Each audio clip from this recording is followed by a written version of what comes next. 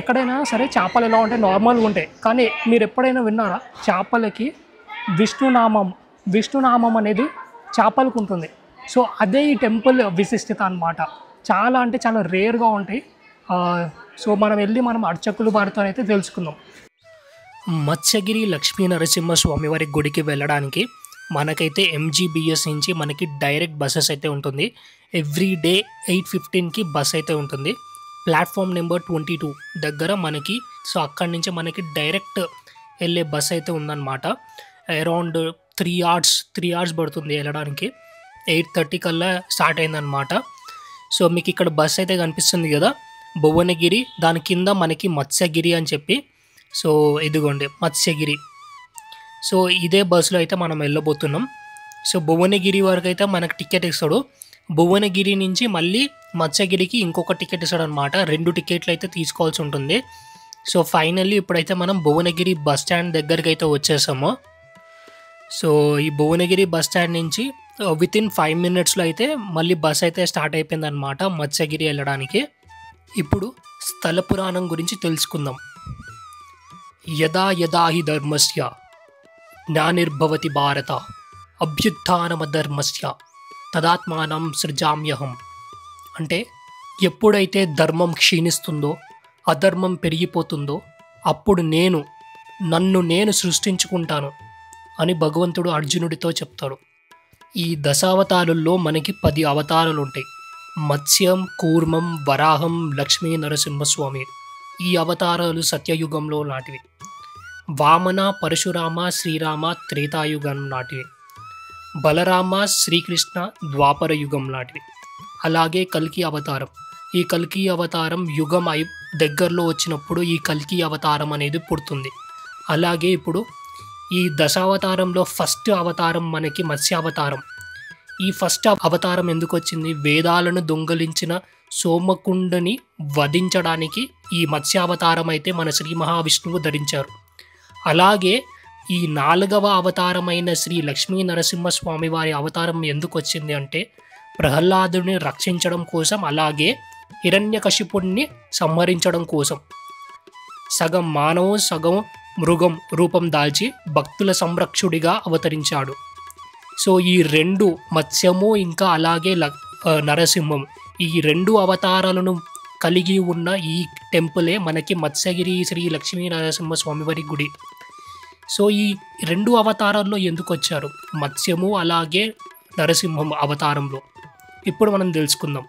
పురాణాల ప్రకారం త్రేతాయుగంలో ఈ ప్లేస్లో వేములకొండ మహర్షి అనే ఒక మహాత్ముడు నివసించేవాడు. ఆయన ప్రతిరోజు తపస్సు అవన్నీ చేస్తూ ఒకరోజు దేవతలు కూడా ఆశీర్వదించారన్నమాట. అలాగైతే ఒకరోజు రాక్షసులు ఈయన తపస్సును భంగం చేయడానికి చాలా ట్రై చేస్తారు. అప్పుడు శ్రీ మహావిష్ణువు నరసింహము ఇంకా మత్స్యావతార రూపంలో వచ్చి ఈ రాక్షసుల్ని అయితే సంహరిస్తారు. ఈ రాక్షసుల్ని సంహరించిన తర్వాత ఇక్కడ ఇదే శిల రూపంలో చాప రూపంతోనైతే ఇక్కడ దర్శనం అయితే ఇస్తారనమాట. చాపము ఇంకా నరసింహస్వామి అవతారంతో ఇక్కడ శిల రూపంలో అయితే ఉండిపోతారు. ఈ 2 అవతారాలు కలిసి స్వయం వ్యక్తమైన క్షేత్రమే శ్రీ మత్స్యగిరి లక్ష్మీ నరసింహస్వామి వారి క్షేత్రం.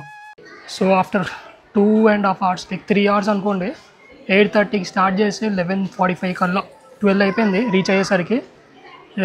మత్స్యగిరి శ్రీ లక్ష్మీ నరసింహస్వామి వారి గుడి దగ్గర అయితే ఉన్నాను ఇప్పుడైతే. సో ఇప్పుడైతే మనం గుడి లోపలికి వెళ్ళిపోయి అలాగే ఆలయ చరిత్ర, దాంతోపాటు మనం ఇక్కడ ఈ ఆలయ విశిష్టత ఏంటో ఈరోజు మనం తెలుసుకుందాం. సో పదండి లోపలికి వెళ్ళి ఇప్పుడు మనం ఆలయ అర్చకులు వాళ్ళతోనే మనం ఈరోజు అయితే మాట్లాడదాం. ఆలయ అర్చకులు వారితోనే మనం ఈరోజు అయితే మాట్లాడి ఈ గుడి విశిష్టత ఏంటిదనేది తెలుసుకుందాం. పదండి. అండ్ ఇక్కడ ఏంటంటే ఒకటి మెయిన్గా మనకి ఎక్కడైనా సరే చేపలు ఎలా ఉంటాయి, నార్మల్గా ఉంటాయి. కానీ మీరు ఎప్పుడైనా విన్నారా, చేపలకి విష్ణునామం అనేది చేపలకు ఉంటుంది. సో అదే ఈ టెంపుల్ విశిష్టత అనమాట. చాలా అంటే చాలా రేర్గా ఉంటాయి. సో మనం వెళ్ళి మనం అర్చకులు వారితో అయితే తెలుసుకుందాం. చలో పదండి.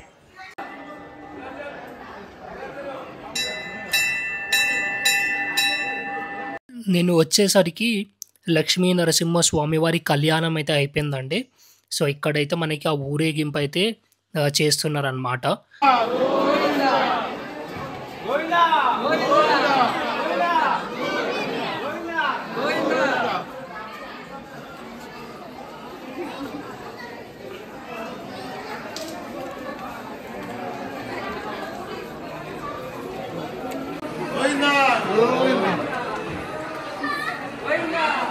లోపలికి రాగానే మనకి మత్స్యగుండం అయితే ఉంటుంది. ఈ మత్స్యగుండంలోనే మనకి ఈ చేపలైతే ఉంటాయన్నమాట. ఈ చేపలకే మీసాలు ఇంకా నామాలైతే ఉంటుంది. మధ్యాహ్నం టైం అవ్వడం వల్ల మనకి ఎక్కువ కనిపించడం లేదు. అదే మార్నింగ్ టైం అయితే ఎక్కువ పైకి వచ్చేటివన్నమాట. సో ఇలాగుంది.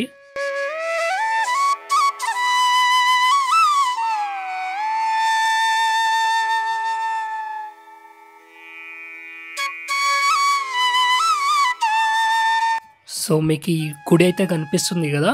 సో ఇది వచ్చేసి చిన్న గుడి. ఈ చిన్న గుడిలో మనకి హనుమంతులు వారు అయితే ఉంటారు. హనుమంతులు వారు ఈ గుడికి వచ్చేసి మత్స్యగిరి గుడికి రక్షకుడుగా అయితే ఉన్నారనమాట. సో ఇప్పుడైతే మనం గుడి దగ్గర అయితే ఉన్నాము. ఇప్పుడు ఆలయ చరిత్ర గురించి చెప్పండి. జయ శ్రీమన్నారాయణ. శ్రీమన్నృసింహ విభవే గరుడధ్వజాయ తాపత్రశోభౌ భౌషికాయ కృష్ణాదివృశ్చికజల గురుజంగలోద క్లేశవ్యయాయ అరవే గురవే నమస్తే నమో నమః. యాదాద్రిపుని జిల్లా వలిగొండ మండలం వెంకటాపురం గ్రామం. ఇక్కడ శ్రీ మత్స్యగిరి లక్ష్మీ నరసింహస్వామి వారు స్వయంభుగా వెలిసారన్నట్టు. ఇక్కడ స్వామివారు లక్ష్మీ నరసింహస్వామివారు స్వయంభుగా వెలిసారనమాట. ఇదిగోండి ఇదే విగ్రహము. స్వయంభూగా శ్రీ లక్ష్మీ నరసింహస్వామి వారైతే ఇక్కడ వెలిసారనమాట. ఇక్కడ స్వామివారు ఎలా వెలిసారంటే శంకు చక్ర నామాలతోటి స్వాలగ్రహ రూపంలో చాపా రూపంలో వెలిసారంటూ. విశిష్టత ఏంటంటే ఇక్కడ స్వయంభూ లక్ష్మీ నరసింహస్వామి వారు అయితే ఉన్నారు. ఇక్కడ ఈ స్వయంభూ లక్ష్మీ నరసింహస్వామి వారు ఒక చిన్న విగ్రహం లాగా అయితే ఉంటారు. విగ్రహం అంటే ఒక చిన్న రాయి లాగా, ఆ రాయి మీద ఒక శంకు చక్రము దాంతోపాటు నామము ఈ మూడు అయితే ఉంటుంది. ఇప్పుడు మీకు వీడియోలో అయితే చూపిస్తాం. సో మీకు ఇక్కడ కనిపిస్తుంది కదా స్వామివారు శంకు చక్రము దాంతోపాటు ఒక చేప రూపం. ఒక చేప ఎలా ఉంటుంది ఆ చేప రూపంలో అయితే ఇక్కడ వెలిసారనమాట.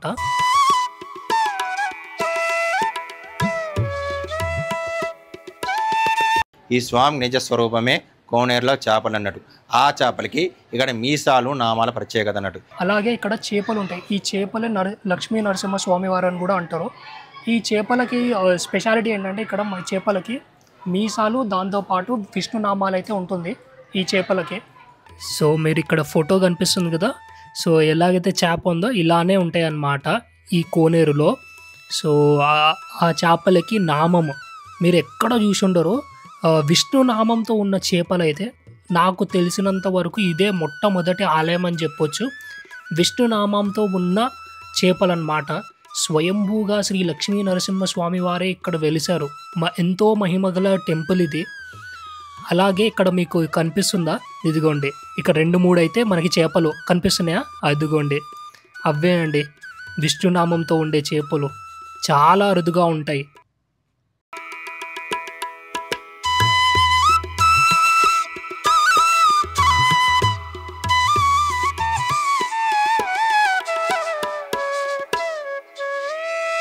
ఇక్కడ ఒక చేపనైతే పెట్టారు. ఆ చేపకి విష్ణునామాలతో ఎలా ఉంటుంది అని చెప్పి మనకి ఇక్కడ ఒక ఆబ్జెక్ట్ లాగా పెట్టారనమాట. ఎలా ఉంటుంది ఏంటి అని చెప్పి చూడండి.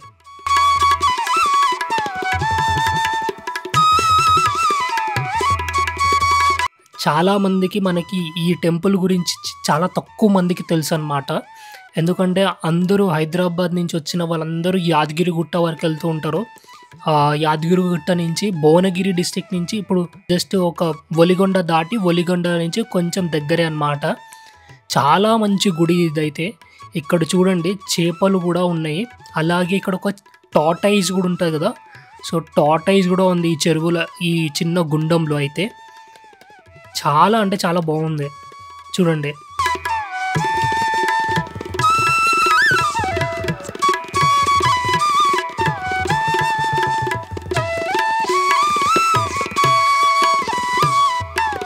కరెక్ట్ ఇక్కడ వచ్చేసి అందరూ స్నానాలు కూడా చేస్తారనమాట. వచ్చిన భక్తులందరూ ఇక్కడ చిన్న ఘాట్ లాగా కనిపిస్తుంది కదా, ఆ ఘాట్లో కూడా చాలామంది స్నానాలు అయితే చేస్తారనమాట. వచ్చి మునిగి వెళ్తారనమాట. ఇక్కడ మెట్లు కనిపిస్తున్నాయి కదండి, సో ఇక్కడే. అటు సైడ్ ఏమో చేపలు అయితే ఉంటుంది ఈ గుడి దగ్గర.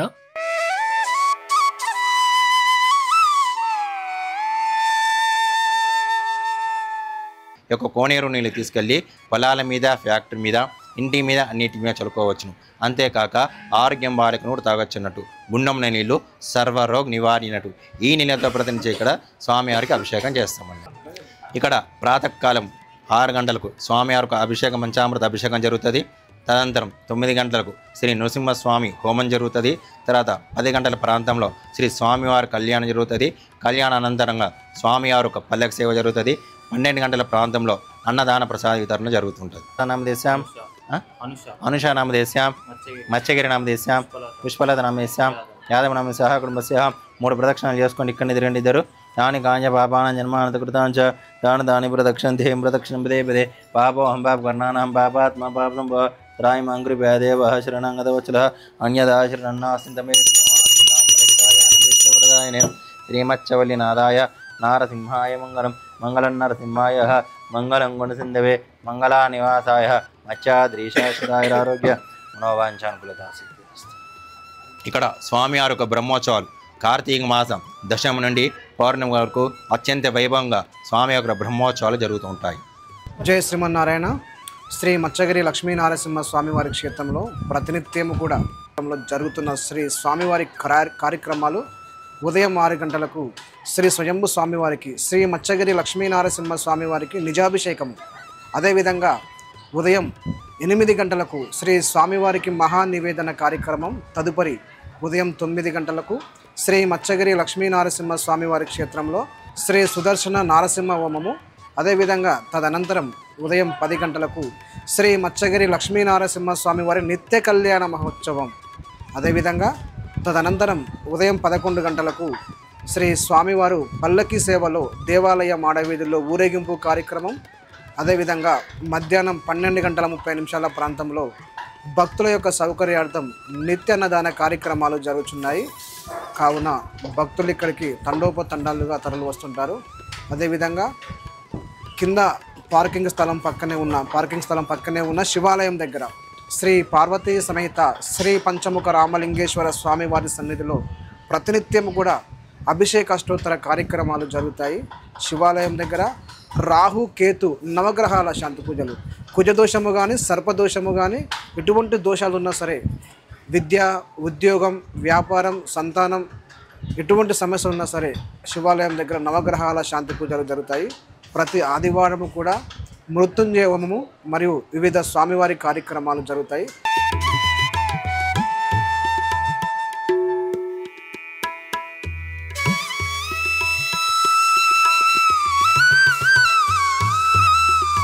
ఇప్పుడైతే నా దర్శనం అయితే అయిపోయిందండి. చాలా అంటే చాలా బాగా అయితే జరిగింది నా దర్శనం అయితే. సో ఇప్పుడు వచ్చేసి మనకి ఇక్కడ లెఫ్ట్ సైడ్లోనే మనకి మెట్లు ఉంటాయి. మెట్లు నుంచి పైకి వెళ్తే మనకి ఇక్కడ లక్ష్మీ నరసింహ స్వామి వారివి ఒక విగ్రహ రూపంతోనైతే మనకి ఒక గుడి అయితే ఉంటుంది. చూసి దర్శనం అయితే చేసుకోండి.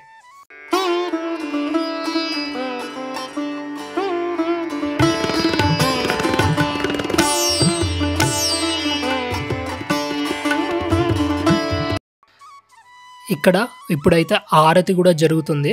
సో ఇప్పుడైతే మీరు ఆరతి అయితే చూడండి.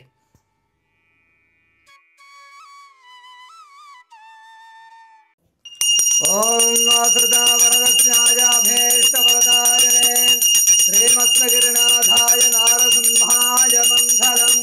మంగళం నరసింహాయ మంగళం గుణసింధవే మంగళానానివాసాయ మత్స్యాధీశాయ మంగళం. జగజ్జన్మాయ నీలాయ జగదానందహేతవే జగజ్జర్నివాసాయ నారసింహాయ మంగళం. మంగళాశాస్త్రపరైర్మదాచార్య పురోగమయే సర్వేషు పూర్వే రాజార్దే సద్గురుదాయాస్తు మంగళం. జై బోలో మత్స్యగిరి లక్ష్మీ నరసింహ భగవాన్ కే జై.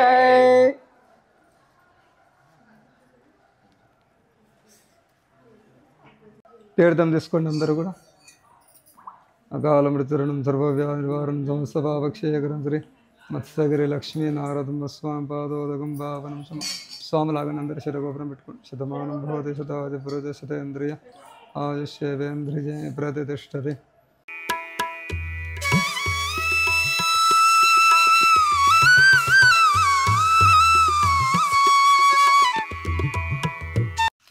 సో మీకు ఇందాక చెప్పాను కదా కళ్యాణం అయ్యిందని చెప్పి. సో కళ్యాణం అయ్యాక మనకి ఇక్కడ కరెక్ట్ ఈ గుడి పక్కనే మనకి ప్రసాదం కూడా పెట్టారనమాట. పులిహోర అలాగే దద్దోజనం దాంతోపాటు ఒక పొంగలి.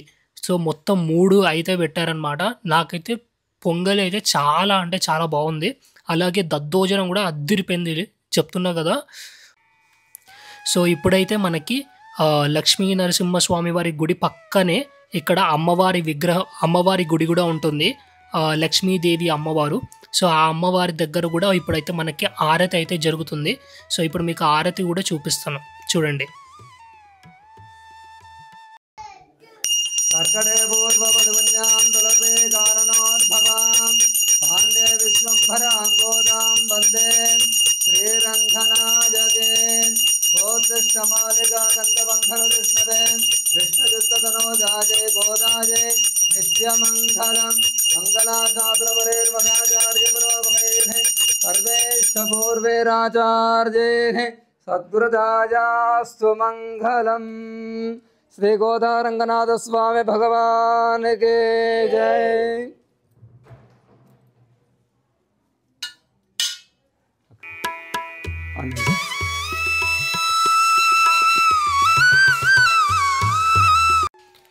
సో ఇక్కడ లక్ష్మీ అమ్మవారి ఆరతి కూడా అయిపోయింది కదా.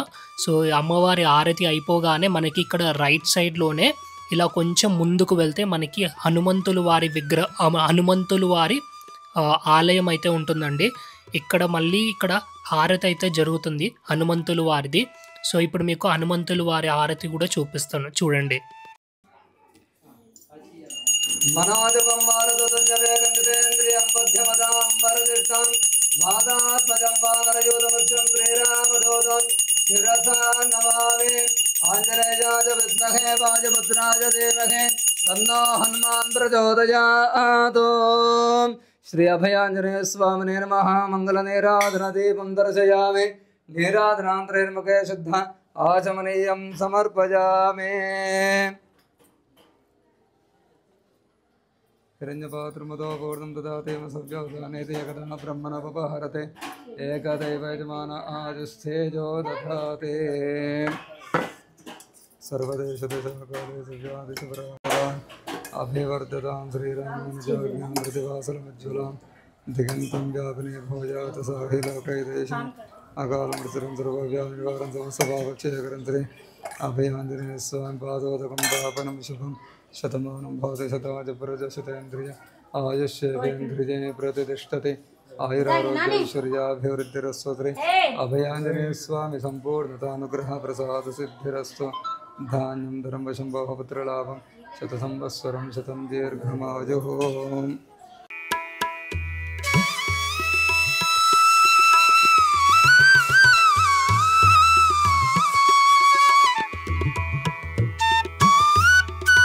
శ్రీ మత్స్యగిరి లక్ష్మీనరసింహ స్వామి వారి క్షేత్రంలో నిత్యాన్నదాన కార్యక్రమం జరుగుతున్నది. దేవస్థానం వారు భక్తుల యొక్క సౌకర్యార్థం, వివిధ ప్రాంతాల నుంచి వస్తున్న భక్తుల యొక్క సౌకర్యార్థము కానీ, దూర ప్రాంతాల నుంచి వస్తున్న భక్తుల యొక్క సౌకర్యార్థము కానీ ప్రతినిత్యం మధ్యాహ్నం 12 గంటల ప్రాంతంలో మహామండపం దగ్గర నిత్యాన్నదాన కార్యక్రమం నిర్వహిస్తున్నారు. కావున భక్తులంతా కూడా ప్రతినిత్యం కూడా వందలాదిగా భక్తులు వచ్చి శ్రీ స్వామివారిని దర్శించుకొని శ్రీ స్వామివారి అన్నప్రసాదాన్ని స్వీకరిస్తున్నారు. జయ శ్రీమన్నారాయణ.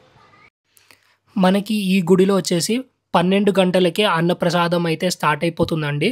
సో ఇప్పుడైతే మనం అన్నప్రసాదం కోసం ఇప్పుడైతే మనం లైన్లోకి అయితే వెళ్ళిపోదాం పదండి.